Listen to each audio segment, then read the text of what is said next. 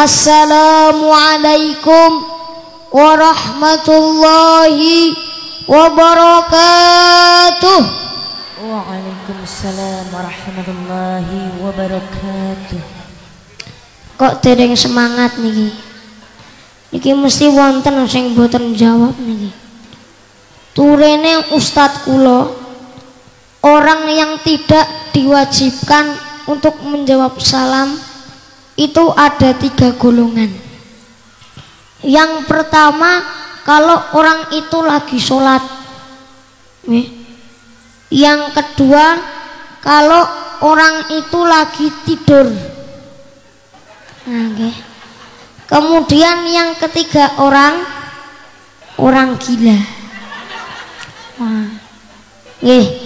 Lah nek panjenengan kok mboten sholat, mboten lagi tidur, kok wonten salam kok mboten dijawab, berarti panjenengan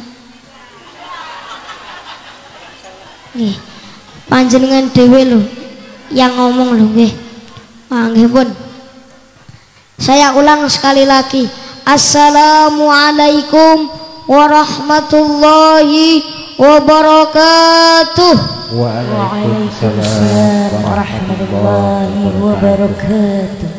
Alhamdulillah, alhamdulillahilladzi an'amana bi ni'matil imani wal islam wa nusalli wa nusallimu ala khairil anam. Allahumma sholli ala Muhammad wa ala alihi wa ashabihi ajma'in wa man tabi'ahum bi ihsani ila yaumiddin.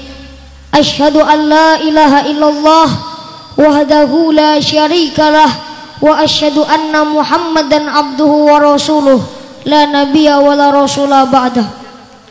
Faqala Allah ta'ala fi kitabihil karim, a'udzu billahi minasyaitonir rajim, wal yakhshal ladzina law taraku min khalfihim dzurriyyatan dhi'afan khafu 'alaihim falyattaqullaha falyaqulu qawlan sadida. Al-ayah. Hadaratal muhtaramin, wonten ngarsanipun para kiai, para alim, para ulama, sesepuh saha pini sepuh ingkang tansah kula bektosi, yang saya hormati pimpinan cabang, pimpinan ranting baik dari Muhammadiyah maupun Nahdlatul Ulama yang saya hormati pula. Tidak lupa teman-teman saya yang saya banggakan, mas-mas dan mbak-mbak yang ganteng-ganteng dan cantik-cantik.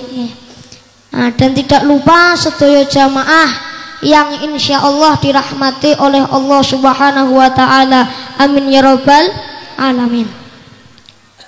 Yang pertama, marilah kita panjatkan puji dan syukur kehadirat Allah Subhanahu wa ta'ala kanthi ucapan biqaulina alhamdulillahi rabbil alamin, yang telah memberikan kenikmatannya tanpa pandang bulu, dari tukang sate sampai Pak RT, dari penjual kue sampai Pak RW, dari pengut sampah sampai Pak Lurah, dari penjual tomat sampai Pak Camat, dari tukang patri sampai Pak Bupati, dari penjual bubur sampai Pak Gubernur, dari tingkat pengamen sampai tingkat presiden, semuanya diberikan kenikmatan oleh Allah Subhanahu wa ta'ala. Yang kedua, sholawat serta salam semoga senantiasa tercurah kepada Nabi yana wa habibana Muhammad sallallahu alaihi wasallam. Ma'asyiral kaum muslimin rahimakumullah. Syukur alhamdulillah, untuk yang kedua kalinya saya masih dipertemukan oleh panjenengan semuanya bisa bersilaturahim kembali. Kira-kira terakhir niku tahun kapan niku nggih? 2 tahun yang lalu nggih. Seingat saya niku masjid niki lagi diresmike nggih. Nggih. Alhamdulillah sekarang sudah berdiri dengan megahnya dengan ribuan jamaah. Nggih. Kemudian niki masih ingat saya napa mboten niki? Napa perkenalan malih? Perkenalan malih. Nah, nama saya Wildan Mauzakawali Saptian. Asline Solo 3. Sakniki mondok teng Madrasah Muallimin Muhammadiyah Yogyakarta. Nah, di sini saya ditemani oleh 2 kakak kelas saya. Nah, niki Kak Nabil kali Kak Dava. Nah, kemarin saya kesini sekitar jam 4:30 berangkat dari Jogja, sampai sini sampai jam 9 lebih, hampir jam 10. Kemarin malam. Kemudian tidur di atas. Nah, tidur di atas mriko nggih. Nggih. Niki dalam rangka napa niki? Tablik akbar mewujudkan generasi yang cinta Al-Qur'an. Niki kelihatannya langsung mawon nggih. Boten sah bertele-tele. Soalnya niki nggih, kula niku jadwalnya niki nggih lumayan. Alhamdulillah. Soalnya besok juga lanjut kemana niku? Nggih, teng Silomerto. Masih ada jadwal lagi besok. Makanya ini ya. Tapi masih besok, jadinya masih agak slow niki nggih. Nggih, langsung mawon. Nggih, mewujudkan generasi yang cinta Al-Qur'an. Khairukum man ta'allama al-Qur'ana wa 'allama. Sebaik-baik dari kamu adalah yang belajar Al-Qur'an dan mengajarkannya. Ini jadi untuk mempersiapkan generasi-generasi anak-anak panjenengan yang akan menjadi penerus masa depan bangsa nanti sebagai orang yang cinta kepada Al-Qur'an. Karena kita ketahui Pak Bu, Indonesia niku yang dihuni kurang lebih pinten? Wonten sing guru IPS napa mboten niki? Nggih, 265,7 nggih kalau nggak salah. Wah, niku merupakan kuantitas yang sangat banyak nggih. Tapi sayangnya nggih, kuantitas penduduk itu tidak diiringi oleh kualitas yang memadai, sehingga kekayaan alam yang dimiliki oleh Indonesia justru diambil oleh bangsa lain nggih. Seperti proyek Exxon di Aceh, Freeport di Papua, dan masih banyak lagi kasus eksploitasi tanpa memandang norma dan etika. Sementara itu kita sebagai rakyat Indonesia hanya sebagai penonton belaka, melihat harta kekayaan milik negara diambil oleh bangsa lain, dieksploitasi oleh bangsa lain yang lebih tinggi intelektualnya. Sungguh ironis, Indonesia adalah negara yang kaya raya, tapi masih ada sebagian rakyatnya yang hidup dalam keadaan miskin dan papa. Nah, sekarang bagaimana solusinya agar kita itu dapat membentuk generasi penerus yang berkualitas, yang nanti akan menjadi harapan masa depan bangsa dan negara? Itu kira-kira bagaimana? Maka salah satunya tadi adalah imbang antara iman alih ilmu, dan salah satunya adalah generasi yang Qur'ani. Sekarang coba kita lihat bagaimana kondisi generasi sosial masyarakat Indonesia saat ini. Apakah sudah baik?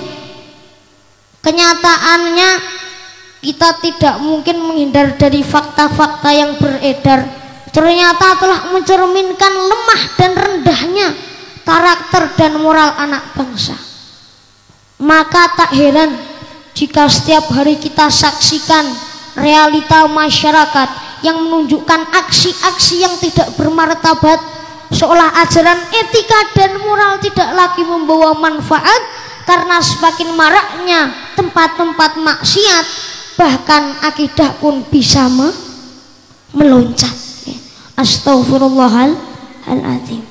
Maka solusi tadi di mana menanamkan keimanan dan keilmuan kepada generasi muda ini saya rasa merupakan solusi yang tepat untuk mewujudkan generasi yang berkualitas. Ini dengan landasan Al-Quran surah Al-Mujadalah ayat 11. A'udzubillahi minasyaitonirrajim. Yarfa'illahu allazina amanu minkum wallazina utul ilma darajat.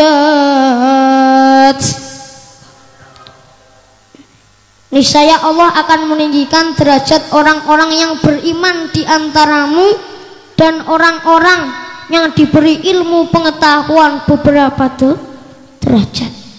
Nggih, niki iman dan ilmu niki merupakan satu hal yang tak terpisahkan.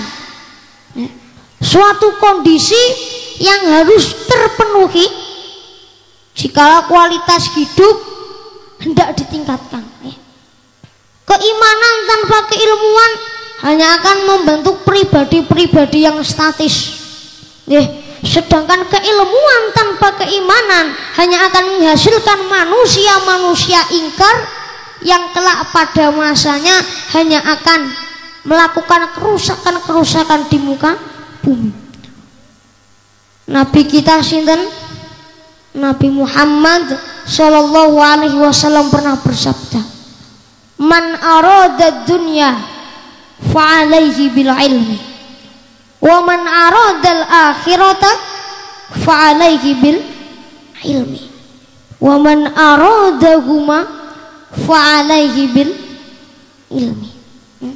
Barang siapa yang menginginkan dunia harus dengan ilmu.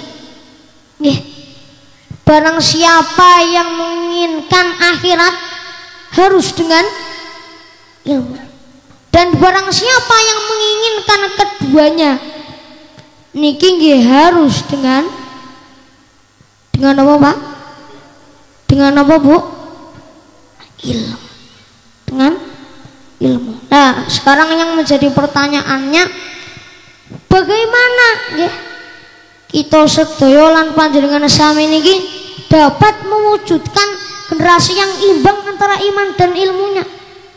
Salah satunya kita kembali ke Quran, kita menjadi seorang yang Qurani.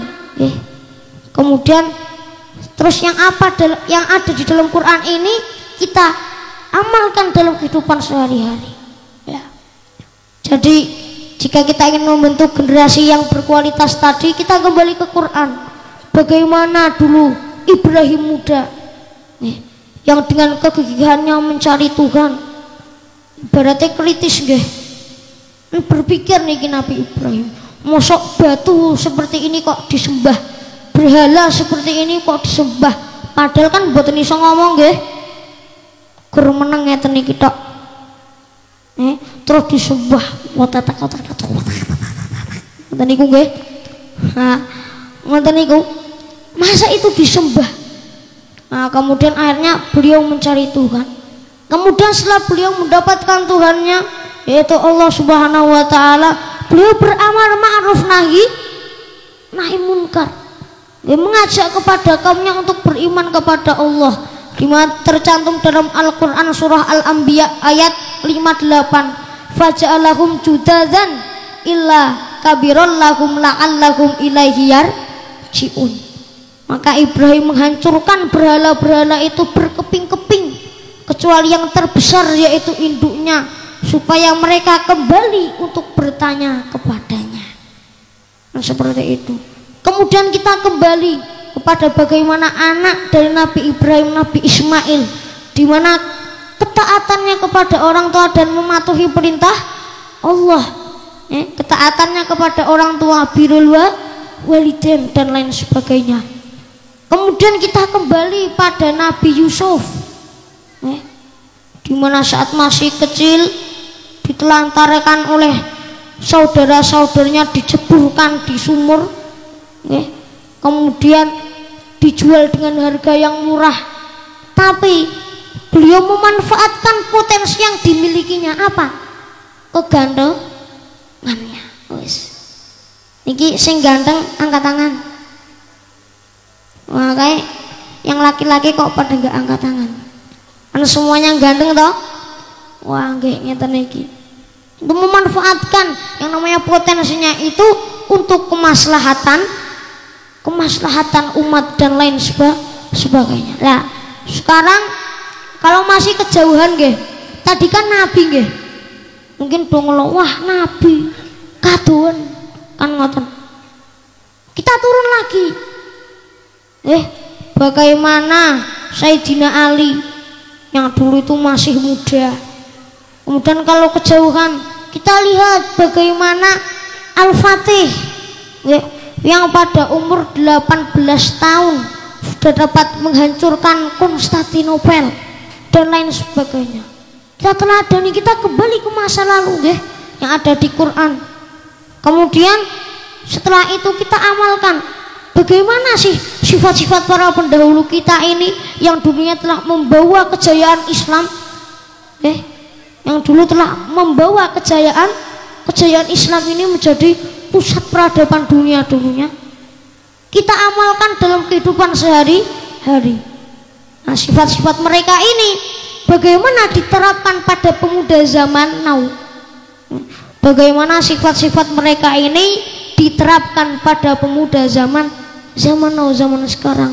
Insya Allah jika sifat-sifat mereka ini diterapkan pada pemuda zaman sekarang, maka pemuda zaman sekarang akan menjadi pemuda yang imbang antara iman dan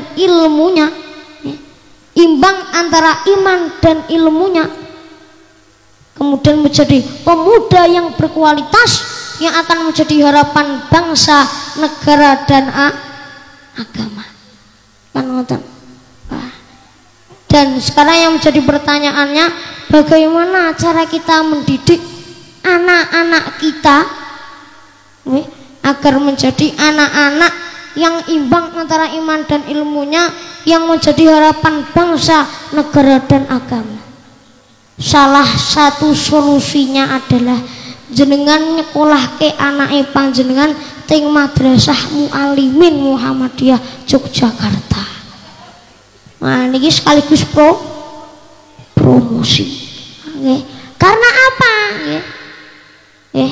Kalau di pondok pesantren niku nanti pondok kula, anak panjenengan niku tidak seperti nanti di sekolah umum. Kalau panjenengan nyekolahke anake panjenengan di sekolah umum, belajar ilmu umum sudah, panjenengan mboten iso jamin pas di luar, pas bergaul dengan teman-teman bagaimana. Kira-kira pas maghrib do ngaji apa ndok delok TV? Padha sinau napa melu ibuke ndelok film India ning Antv. Ngoten nggih. Kula apal ngoten niku, masalahe nggih. Soalnya ya emang ini kejadian-kejadian umum yang kita amati sekarang ini nggih. Kira-kira apakah kita bisa menjamin anak-anak panjenengan sami niku pas teng omah bengine ngaji, apa dolan bergaule seperti apa, kita tidak bisa menjamin.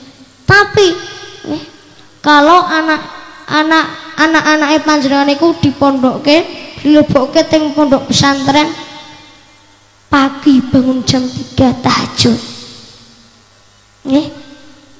tahajud, habis itu ngaji ngenteni subuh sholat berjamaah, ngaji malih, terus siap-siap nanti mandi berangkat ke sekolah. Kalau di tempatnya saya kan sekolahnya agak sampai sore, habis sholat asar di sekolah terus pulang. Pulang niku nggih nak teng tempate kula enten halakoh sore niku nggih, nak mboten halakoh nak mangke enten ilmu tajwid, ening belajar nopo. Terus selain itu bahasa napa Pak Bu? Bahasa, language, speaking,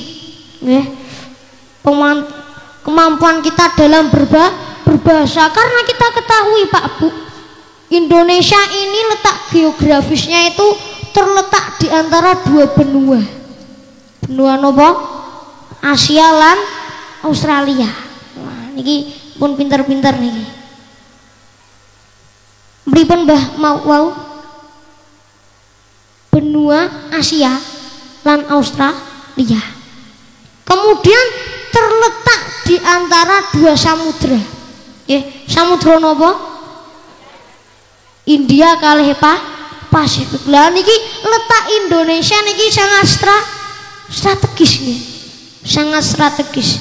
Nah terus besok ketika tahun 2020 ke atas, ketika perdagangan dunia ini pecah, maka nanti kan dari barat sana beri kan mesti melewati yang namanya itu Indonesia. Lah niku kan nggih pakai bahasane bahasa asing nggih. Nah mangke anak-anak panjenengan sami generasi penerus tidak bisa berbahasa. Ya nanti bangsa Indonesia akan semakin tertinggal. Nah, maka harus yang namanya ada bahasa. Nah, kemudian selain itu habis maghrib nanti maghrib yuk ngaji. Terus habis maghrib terus nanti makan seumpama. Terus nanti ada belajar malam. Nah, jadi belajarnya juga terjamin. Jadi nanti ilmu dunianya didapat, kemudian ilmu yang ada di akhirat yaitu ilmu agama itu juga didapat. Jadi semuanya akan didapatkan kan ngoten. Nggih niki saderenge kula lanjut kula tak minum rumiyin nggih. Ngelak nggih. Nah niki saya masih sama seperti yang dulu, bawa minum sendiri. Teringat 2 tahun yang lalu. Tapi karena ini dicepaki, karena niki dicepaki pekewoh nak boten diminum nggih. Wah makanya saya minum sing dicepaki niki nggih. Sing pundi niki? Aku mawon. Ngoten nggih. Sudah tak minum. Duduk.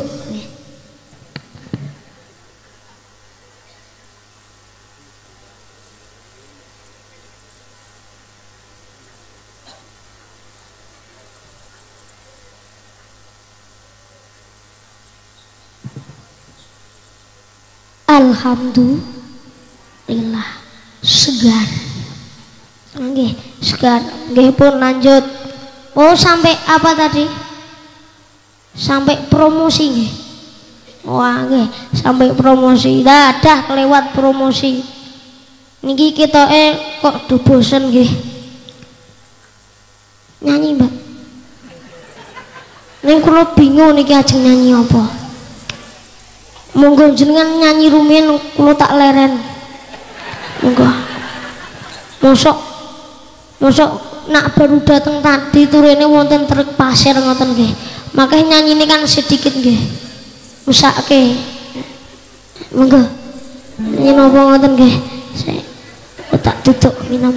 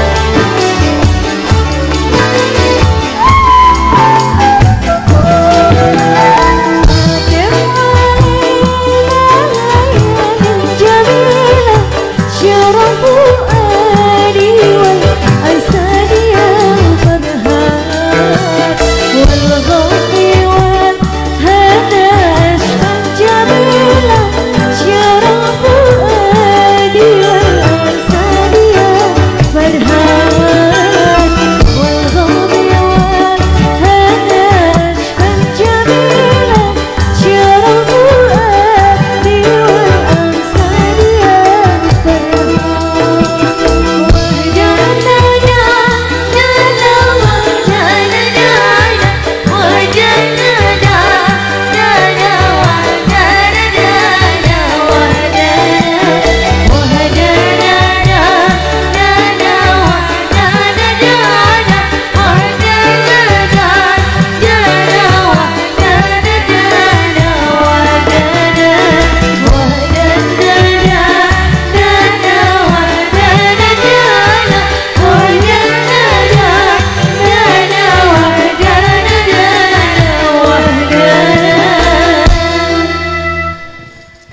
Bun, nggih pun.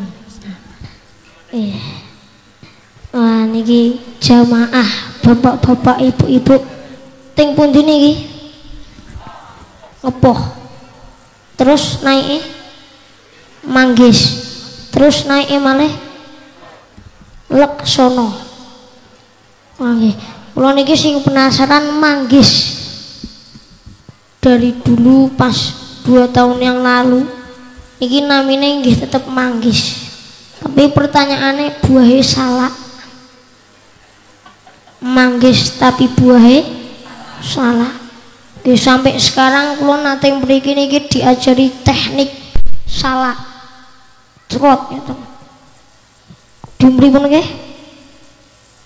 Dipetek ngeten nggih, krek ngeten. Kula sampai sekarang mboten saged. Ngoten niku nggih. Wah. Nggih lanjut. Nah niki selain tadi nggih setelah saya menerangkan generasi penerus bangsa yang akan menjadi harapan bangsa, negara dan agama, yaitu pemuda yang imbang antara iman dan ilmunya dan juga Qur'ani. Karena memang kita ketahui besok itu pas mau kiamat nggih ilmu agama nanti itu dianggap tidak penting. Maka tadi saya sampaikan pentingnya itu anak-anak disekolahkan di pondok pesantren, salah satunya di pondok saya. Anak nggih. Niki syukur alhamdulillah nggih. Kula niki nak ngeten niki ayem. Di atas dusun Ngepoh niki kados di atas langit. Dingin nggih, sejuk.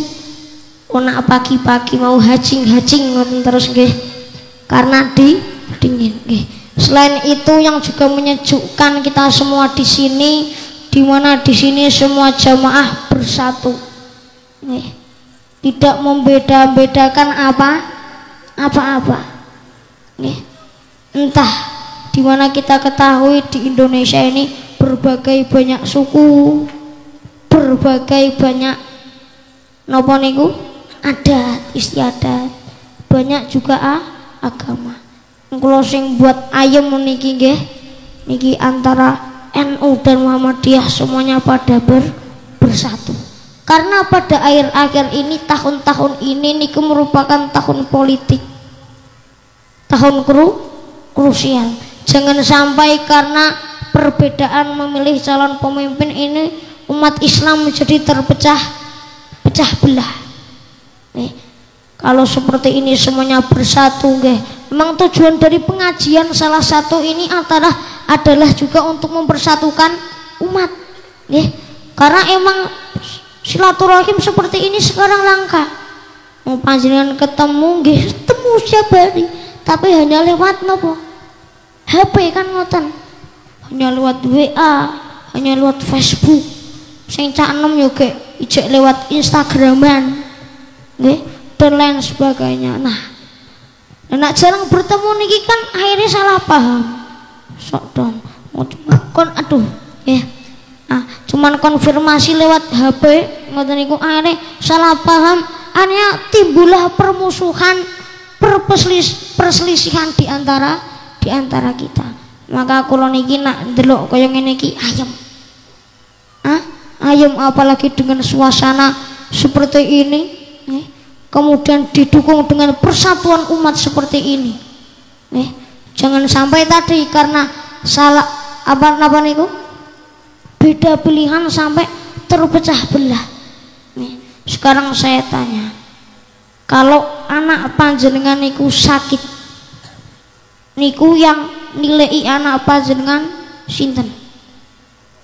Tetangga. Nah anaknya panjenengan sakit yang nilai siapa? Tetangga. Lah kok karena karena bapak ibu niki beda pilihan ngantek kisru kali tetanggane. Padahal yang dipilih niku mboten nilai anak jenengan anak sakit. Kan ngoten? Leres napa mboten? Wah, jadi tetap harus rukun antara tetangganya. Ya.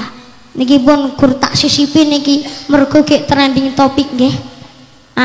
Kita kembali ke tema. Mewujudkan generasi yang cinta Al-Qur'an. Jadi anak panjenengan niki memang harus yang namanya cinta pada Al-Qur'an. Karena apa? Iqra'ul Qur'ana fa innahu ya'ti yaumul qiyamah syafi'an li ashabi. Bacalah Al-Qur'an, nggih, karena sesungguhnya Al-Qur'an yang kalian baca akan memberikan syafaat kelak di hari kiamat.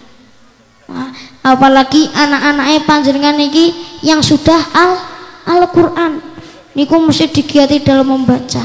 Soalnya banyak dari teman-teman saya dulu itu nggih, teman-teman rumah niku kalau sampun hatam Al-Qur'an, bisa membaca Al-Qur'an dengan lancar, SMP nih itu udah nggak mau ngaji, niku sudah tidak mau ngaji.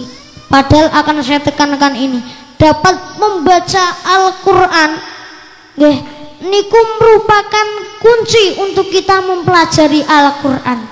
Napa Pak Bu? Dapat membaca Al-Qur'an niku merupakan kunci untuk kita dapat mempelajari Al-Qur'an. Wah, nggih. Di mana tadi saya sebutkan dalam hadis, khairukum man ta'allamal Qur'ana wa 'allamah, sebaik-baik kamu adalah yang belajar Al-Qur'an dan mengajarkannya, kan begitu. Lah terus jadi yang tadi dikatakan orang yang terbaik itu adalah juga yang mempelajari. Jadi tidak sekedar membaca tapi juga dipelajari. Jadi Pak Bu, menjadi apapun itu baik, tapi lebih baik menjadi seseorang yang selalu belajar Al-Qur'an. Menjadi Pak RT itu baik, tapi lebih baik menjadi seorang RT yang selalu belajar dan mengajarkan Al-Qur'an. Menjadi RW itu baik, tapi lebih baik menjadi RW yang selalu belajar dan mengajarkan Al-Qur'an. Dengan jadi pejabat dari tingkat RT sampai tingkat presiden, semuanya itu baik, tapi lebih baik menjadi seorang yang belajar dan mengajarkan Al-Qur'an. Dengan menjadi guru, menjadi pedagang, itu semuanya baik. Jika Anda juga belajar dan mengajarkan Al-Qur'an kan. Pak Bu, jam pinten niki? 10:30. Oh nggih. Luhur jam pinten Pak Bu? Jam pinten? Jam pinten 11:30. Nah, kinten-kinten niki sampun memasuki waktu zuhur. Ya, niki tak lanjutke sebentar lagi nggih. Niki. Nggih, tadi harus menciptakan generasi yang cinta Al-Qur'an. Nah, apalagi kalau sudah lancar membaca Al-Qur'an, nanti dilanjutkan dengan menghafal Al-Qur'an. Kalih teng asrama kula niku asrama 6, asrama tahfidz. Contohnya kakak kelas saya ini yang mendampingi Kak Nabil niki sampun hafiz. Nah, sampun hafiz. Nah, anak-anak panjenengan niku hafiz. Besok niku dapat mengangkat orang tuanya ke dalam surga, dikei mahkota, dikei jubah. Dan itu orang yang menghafal Al-Quran itu sudah tidak sekedar hamba Allah tingkatannya, tapi juga keluarga Allah. Sekarang tak tanyai sing anak-anak rumian, pengen gak jadi seorang yang hafal Quran? Angkat tangan. Lu anak-anak kok mboten angkat tangan lho, niku adike malah angkat tangan niku. Adik bayi ya. Niki sing teng mriki. Nggih.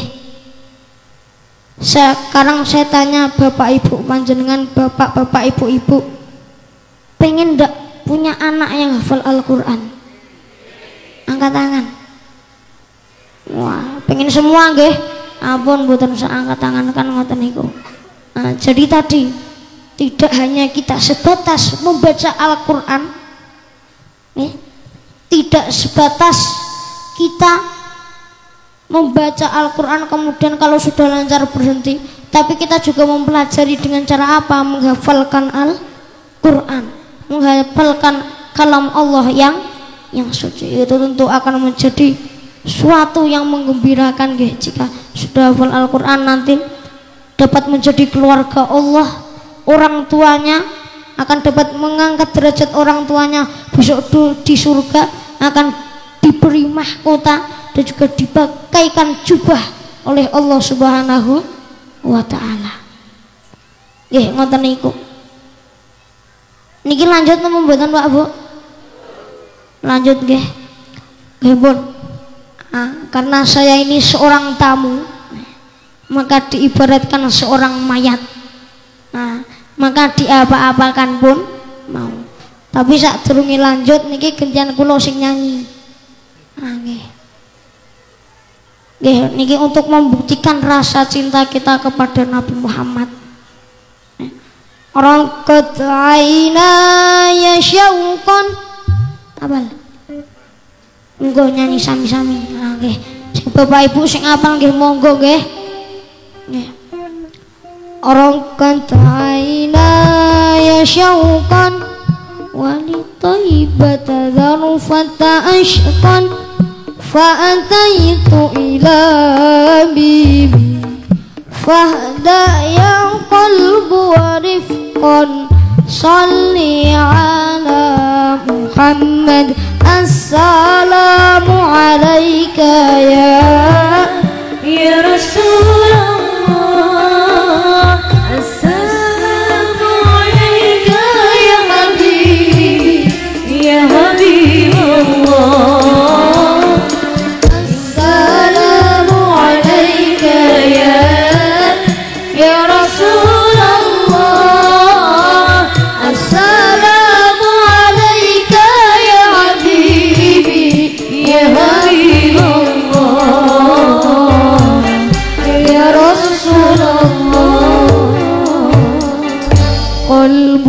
بالحق تألق وبغار قراءة تألق يبكي يسأل خالقه فأتاه الوحي فأشرق قلب بالحق تألق وبغار قراءة تألق يبكي يسأل خالقه فأتاه الوحي فأشرق اقرأ اقرأ يا محمد السلام عليك يا رسول الله السلام عليك يا حبيب الله السلام عليك يا رسول الله السلام عليك يا حبيب الله. قلب بالحق تألق وبغار قراءة تألق يبكي يسأل خالقه فأتاه الوحي فأشرق اقرأ اقرأ يا محمد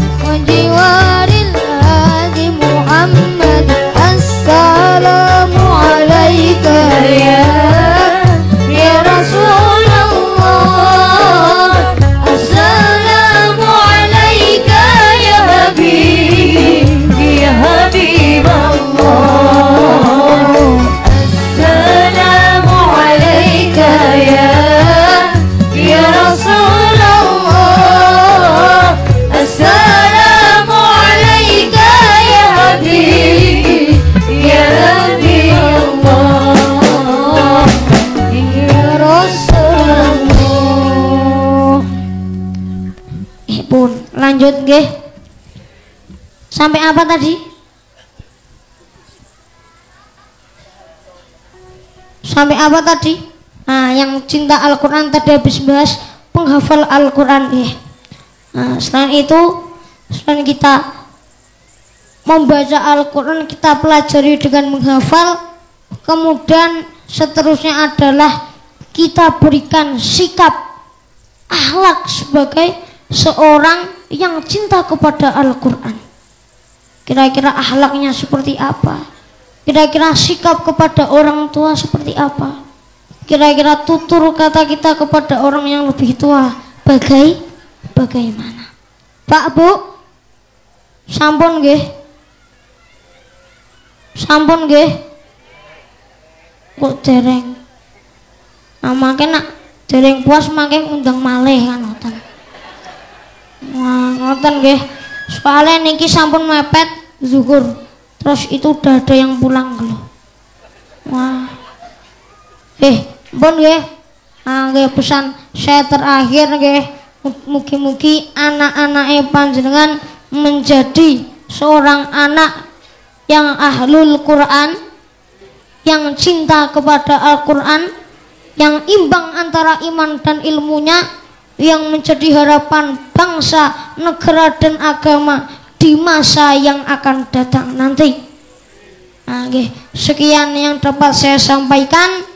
Jika terdapat salah dan khilaf mohon dimaafkan. Nun wal qalami wa mayasturun. Wassalamualaikum warahmatullahi wabarakatuh.